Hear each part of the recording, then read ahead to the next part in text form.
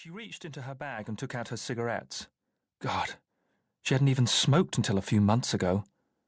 Maybe in their new home she would be able to give up. Her lungs would be clean again. All of her would be clean again. She put the cigarettes away.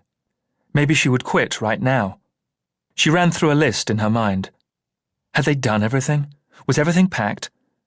She opened the airing cupboard, checked inside. She went into the bathroom, made sure they hadn't left anything in there. She didn't want any trace of her and David left in this place. She didn't want any connection with it at all. At that moment, she decided she would get rid of her photographs after all. But she wouldn't leave them here. She didn't want anyone getting their hands on them. She would throw them away en route, park and find a bin beside a motorway, far from anyone who had ever known her or would ever be likely to meet her.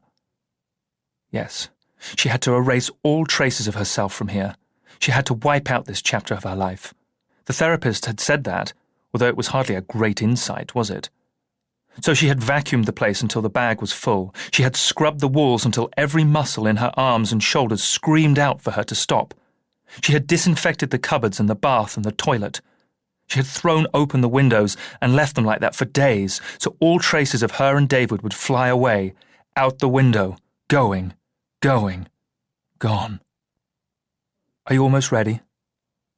David came into the room, looked around at the empty spaces, at the final crates. He'd been outside talking to the removal men, telling them to be careful, asking them to be quiet. "My girlfriend's very sensitive to loud voices," he said, greeted only by a look of incomprehension. Now he spoke to her in a hushed tone, pointing to the crates. "Are these the last two?" She nodded. "And everything's packed?" "Good. Come on. Let's go." "Give me a moment," she said. He sighed, as he so often sighed these days, then bent down and lifted one of the crates, which was just light enough for him to carry on his own. She waited for him to return, looking around for the last time. That was where they had used to watch TV. That was where David had cooked her birthday meal. There was the spot where they had christened the flat, making love on the bare floorboards the day they'd moved in. There was the spot where... She squeezed her eyes shut and shook her head, shaking away the memory. She sat down on the edge of the crate, feeling the room lurch around her. She went outside, walked to the car without looking around her, staring at the concrete in front of her feet. She knew the removal men were looking at her, laughing at her, inside the cab of their van. The weird chick who can't bear the sound of people's voices and walks with her head bent like an old woman. They thought she was mad. Well, maybe I'm fucking mad, she thought. So would they be if they'd been through what she had. She wanted to tell them, wanted to scream it at them. She got into the car and tried to calm down. David went back into the flat and brought out the last crate. He put it down and turned round to close the door. She saw him weigh the keys in his hand for a second, and she wondered what he was thinking.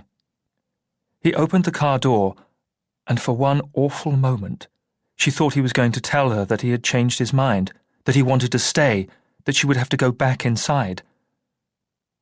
But he started the engine and pulled into the road, the removal van following them. He didn't look back. She looked in the rearview mirror and watched the flat retreat into the distance, into the past, into memory. "It's over," David said. "It's over." 1. "It's gonna be the hottest flat-warming party of all time," Jamie enthused. "I think we should make it a fancy dress party."